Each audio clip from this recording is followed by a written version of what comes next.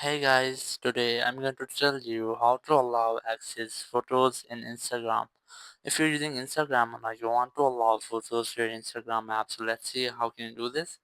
You just have to keep a long press on your Instagram app, then select info icon here. It will open some app settings. Here you can easily get the permissions, just tap on it.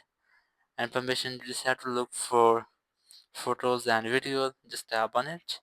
And here you just have to select allow all, just tap on it and it will be accessed. So in this way you can easily allow access photos in Instagram.